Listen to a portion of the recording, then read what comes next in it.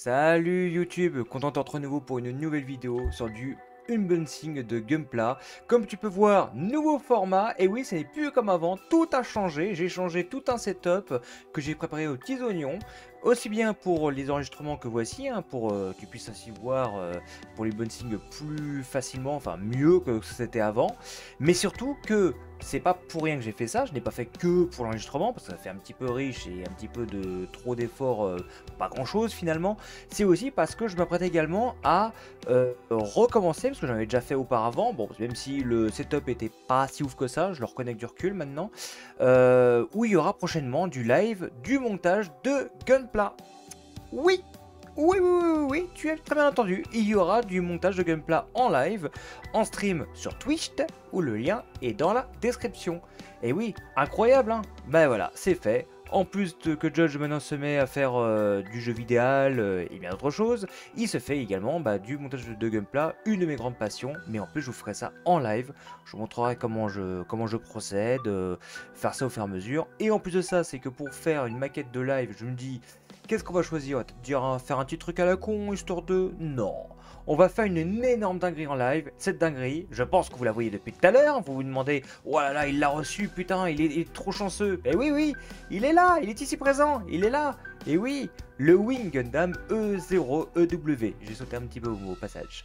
Je suis très content de l'avoir, ce modèle. Franchement, je l'avais vu qu'il était, qu'ils allaient le...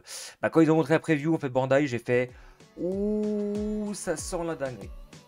Ça sent la dinguerie. Et ça n'a pas loupé parce que tous ceux qui ont fait la critique avant que je les reçoive, effectivement, l'ont dit que c'était du perfect. En fait, ils ont dit que les seuls reproches qu'ils avaient à faire à cette maquette, c'était uniquement qu'il n'y avait pas d'action base. Voilà. Voilà le reproche qu'ils ont fait. C'est tout. Mais à part ça, il n'y a rien de négatif. Donc, je vais vous montrer ça vraiment dans ce qu'il y a dans la boîte en question. Et nous allons voir ça ensemble. C'est y part, je vais juste cacher la caméra pour que vous ayez vraiment une meilleure vue de tout ça. Attention, un petit hop, il y a eu la magie d'internet. Voilà, alors, qu'est-ce que je devrais dire pour cette maquette? Déjà pour commencer, je remercie déjà Dynamite les herbiers qui m'ont envoyé cette commande. Franchement, trop content à eux parce que franchement, c'est une très belle maquette. Et en plus de ça, j'ai vu sur leur Instagram qu'ils avaient reçu une palette de 20 Gunpla comme ça. Et devinez quoi, ils en ont plus.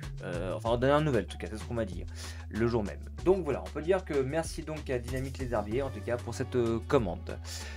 Le Wing Gundam 0W, que dire de plus? C'est juste, c'est un des Wing Gundam les plus connus, notamment parce qu'il a un look d'enfer, avec ses deux gros fusils mitrailleurs longs, les ailes d'ange, surtout que vous aurez peut-être remarqué depuis tout à l'heure, évidemment, hein.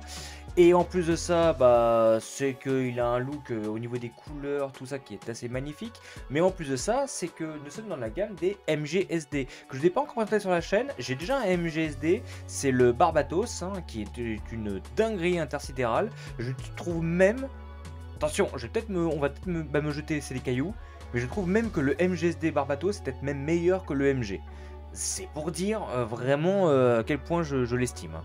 Énormément.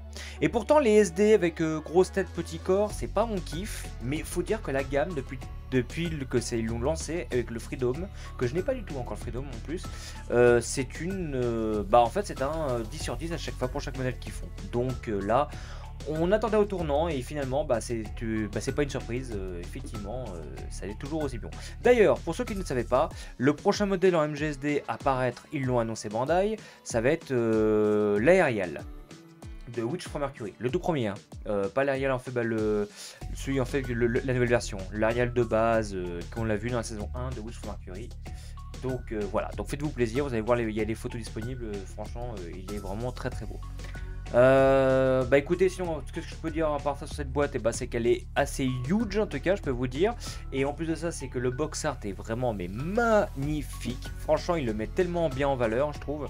Dans une dépose avec les plumes, tout ça, sorti avec les deux fusils mitrailleurs combinés. Non, franchement, belle chose. On va voir ce qu'il y a donc sur les côtés de la boîte. Alors, sur les côtés de la boîte, de ce qu'on peut dire, c'est que donc on nous montre exactement qu'il y a tous les modes que le Wing Gundam Zero peut faire, espèce de mode de bouclier, enfin je sais pas, ça s'appelle pas bouclier, mais c'est pour vous dire, un mode d'avion qui est vraiment magnifique, les ailes déposées sur les côtés, les ailes ici, vraiment, donc ouais, c'est vraiment super classe. On a aussi également un mode d'avion aussi qui est un peu plus avion de chasse, un peu dur. C'est assez classe. Il y a beaucoup de gimmicks en question qu'ils ont précisé.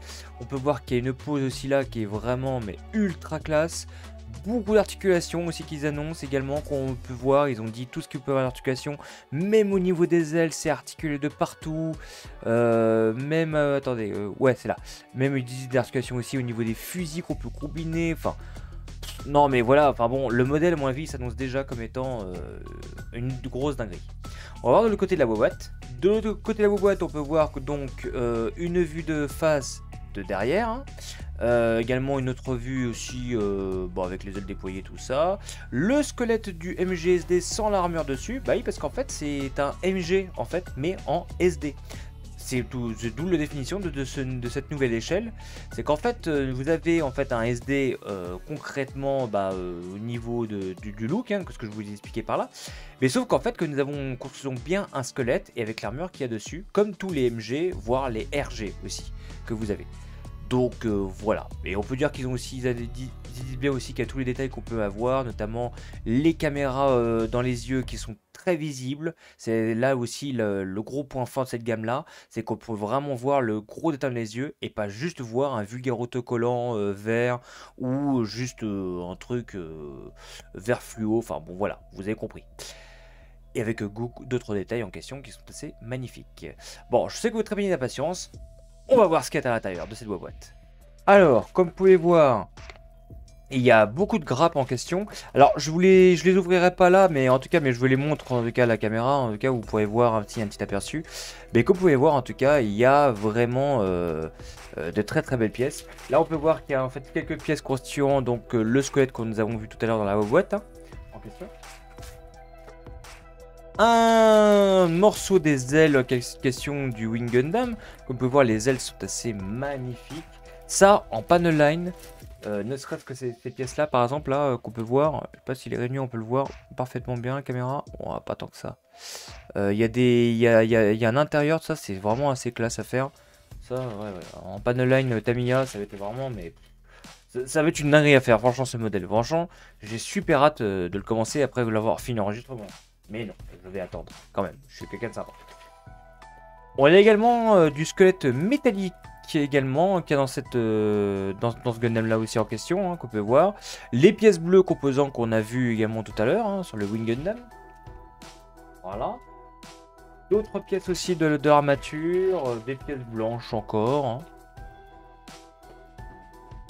Hop, on a également donc les sabres en question aussi qui vont aller dessus. Hein. Ce sont des sabres vert émeraude, hein, comme sur tous les Wing Gundam. Hein. Généralement, c'est dans ces couleurs-là. On a également aussi quelques morceaux d'ailes, comme vous pouvez voir. Les ailes sont comme assez magnifiques et surtout, elles sont énormes. Pour un soi-disant SD, c'est quand même assez énorme. Hein. Ouais, ça va donner un gros modèle, apparemment, ce que j'ai compris. Hein. Même si la taille correspond à celui du Barbatos que j'ai déjà, mais la taille va être quand même assez huge, hein, la taille. On a aussi également les stickers fournir, ces postes de collant, ce sont des stickers, mais je pense que je les utiliserai. Ouais, je pense que j'utiliserai ces stickers, ça peut être pas mal. Et il y a également aussi une pièce bleue, alors on voit pas très bien la caméra, mais une pièce bleue transparente qui sont assez magnifiques à mettre au niveau des ailes. Ouais, c'est assez beau, franchement c'est assez stylé. Et également aussi le bouclier qui servira également d'avant quand vous le mettez en mode Neo Bird ou vaisseau, enfin voilà, vous appelez ça ce que vous voulez.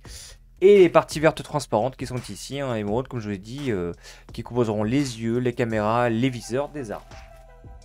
Et également on peut voir aussi qu'il y a les armes qui sont justement ici, qu'on peut voir qui sont assez énormes. Voilà. En ce qui concerne ça, ce sont les pièces. Et nous avons donc la filet de notice que nous allons voir juste après. Donc voilà la notice donc, du Wing Gundam EW.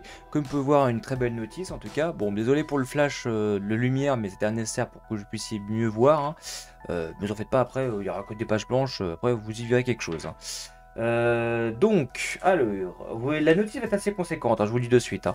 Alors, on a donc tout le récapitulatif des pièces qu'il y a donc dessus sur le Wingedam EW. Comme je peux voir également, c'est qu'il n'y a pas du tout de croix sur les pièces. Hein. Donc, ce qui veut dire que toutes les pièces que vous voyez ici sont toutes utilisées. Hein. Il n'y a pas de pièce qui sera mise de côté ou alors en rab. Hein.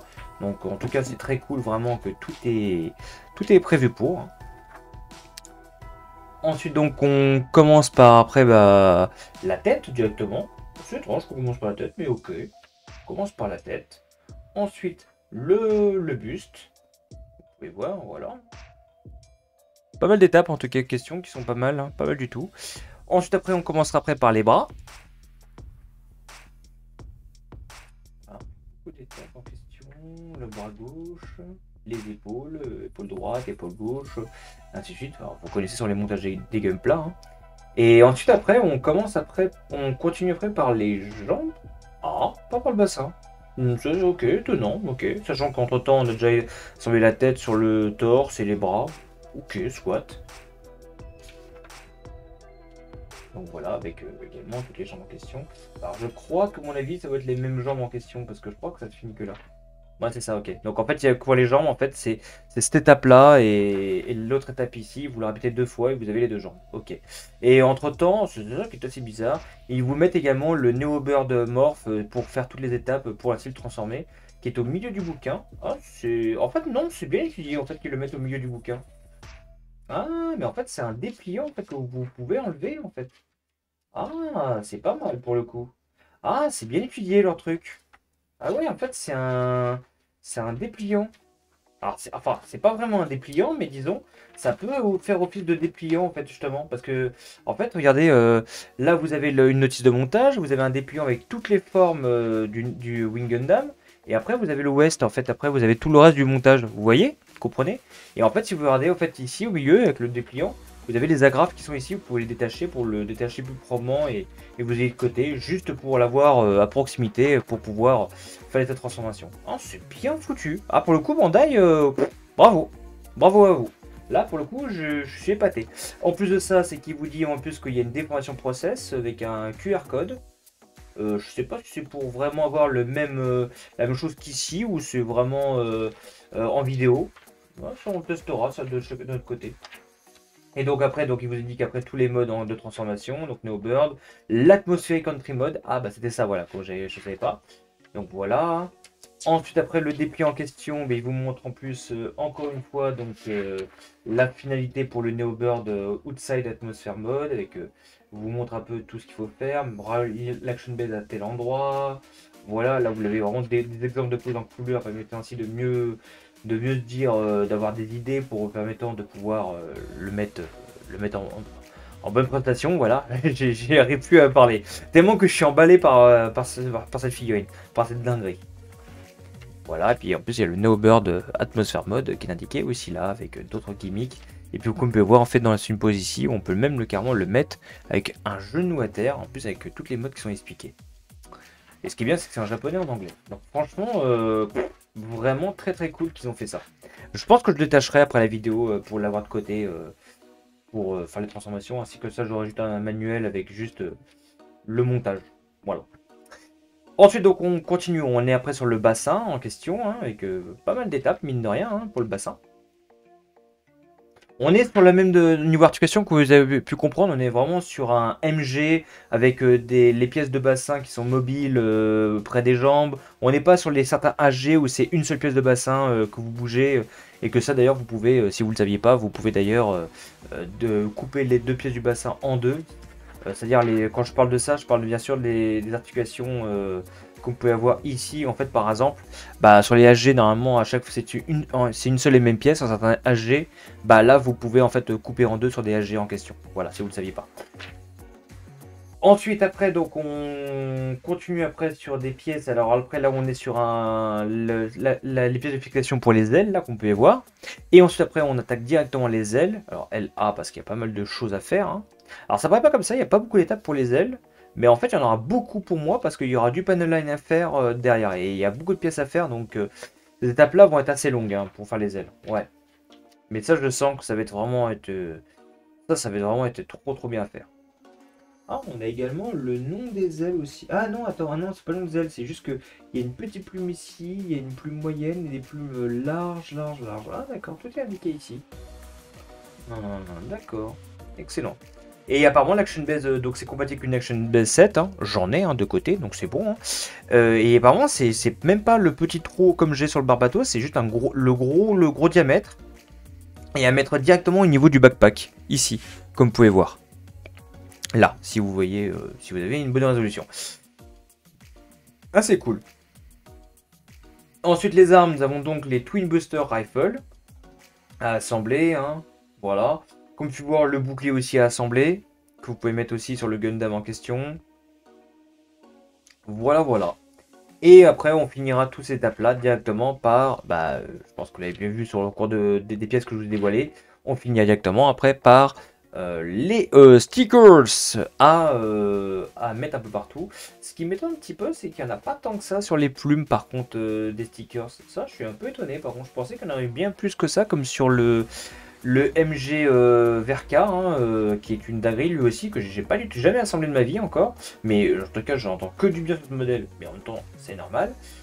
Et également, il y a aussi un petit guide de peinture si vous voulez refaire en peinture ce Gundam, si vous voulez pas vous baser que sur les couleurs des pièces. Voilà, écoutez, c'est tout pour cette review pour ce Wing Gundam E0EW. J'espère que la vidéo vous aura plu en tout cas. Mais moi en tout cas, je pense que c'est une grosse dinguerie ce modèle. Et j'ai super hâte vraiment de l'assembler. Voilà. Je vous remercie encore pour cette vidéo. N'hésitez pas à vous abonner pour d'autres unboxings de Gunpla et bien d'autres choses.